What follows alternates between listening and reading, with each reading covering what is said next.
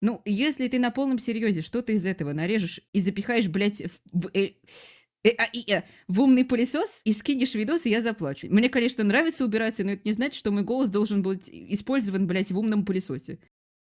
Я арбузер, манипулятор, кем там еще называют, бета, омега, альфа, сигма, вот это все вместе.